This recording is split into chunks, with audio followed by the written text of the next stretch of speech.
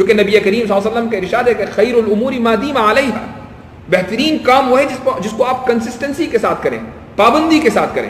اگر آپ نے ایک رات خوب نوافل پڑھی، اگلی رات بول، تو اس سے کوئی فائدہ نہیں. لیکن اگر آپ نے ایک رات 2 رکعت پڑھی اور اگلی رات 2 رکعت پڑھی، تیسری رات 2 رکعت پڑھی، اور اس طریقے سے آپ مداومت کنسسٹنسی کے ساتھ پڑھتے گئے، یہ عمل اللہ رب العزت کے یہاں زیادہ مقبول ہے. اس کے لیے میں آپ کو ایک واقعہ سناتا ہوں. سعد بن ابی وقاص رضی اللہ عنہ مکہ تشریف لے گئے اور وہاں بیمار پڑ گئے. نبی کریم صلی اللہ علیہ وسلم کے زمانے کی بات ہے، اور بہت بیمار ہوئے. ان کو لگا کہ شاید میرا آخری وقت آ گیا ہے. آپ صلی اللہ علیہ وسلم عیادت کے لیے جب تشریف لے گئے تو سعد بن ابی وقاص رضی اللہ عنہ نے کہا، یا رسول اللہ، میں چاہتا ہوں کہ میں اپنا سارا مال جتنا میرے پاس ہے ہر چیز میں وصیت کر دوں فی سبیل اللہ. نبی کریم صلی اللہ علیہ وسلم نے فرمایا کہ نہیں، سارا مال وصیت نہیں کرنا ہے. تو آپ حضرت سعد فرماتے ہیں کہ اچھا یا رسول اللہ، مجھے 2/3 کی وصیت کی اجازت دیجیے. نبی کریم صلی اللہ علیہ وسلم نے اجازت نہیں دی. اچھا یا رسول اللہ، آدھا کر دوں؟ آدھے کی بھی اجازت نہیں. اچھا یا رسول اللہ 1/3 33%؟ تو آپ صلی اللہ علیہ وسلم نے اجازت دی اور فرمایا کہ والثلث کثیر، یہ میں اجازت دے رہا ہوں لیکن یہ جو 1/3 ہے یہ بھی زیادہ ہے.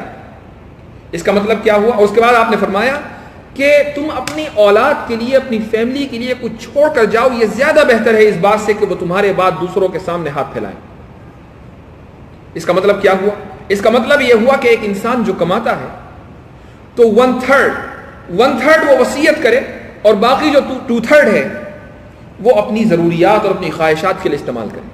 نبی کریم صلی اللہ علیہ وسلم نے 1/3 کی اجازت دی ہے.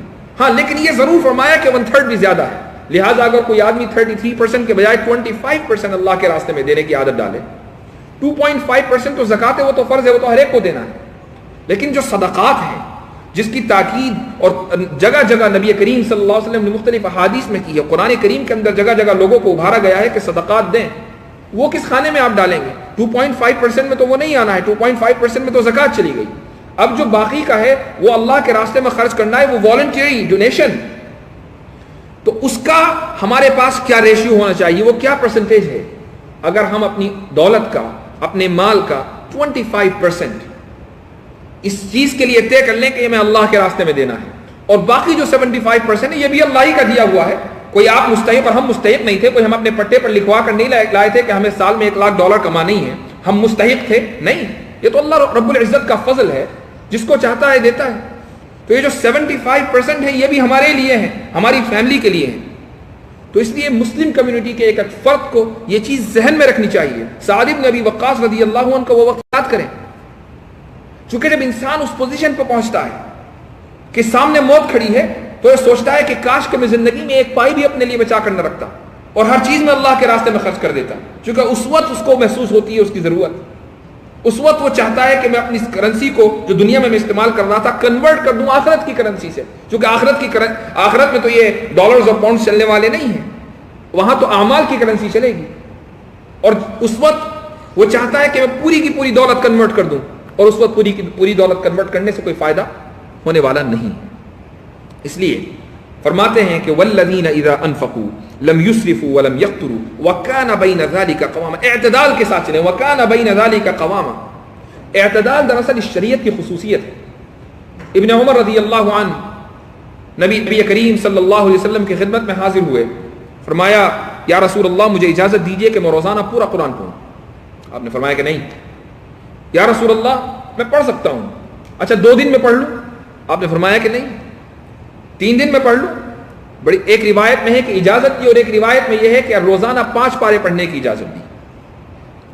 ابن عمر رضی اللہ عنہ جب بوڑھے ہوئے تو فرمانے لگے کہ مجھے اب پتہ چلا نبی کریم صلی اللہ علیہ وسلم نے مجھے منع کیا تھا.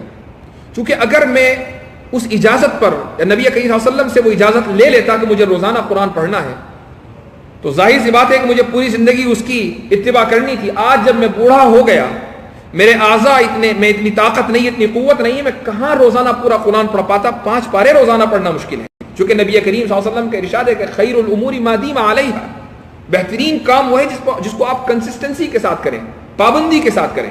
اگر آپ نے ایک رات خوب نوافل پڑھی، اگلی رات بول، تو اس سے کوئی فائدہ نہیں. لیکن اگر آپ نے ایک رات 2 رکعت پڑھی اور اگلی رات 2 رکعت پڑھی، تیسری رات 2 رکعت پڑھی، اور اس طریقے سے آپ مداومت کنسسٹنسی کے ساتھ پڑھتے گئے، یہ عمل اللہ رب العزت کے یہاں زیادہ مقبول ہے.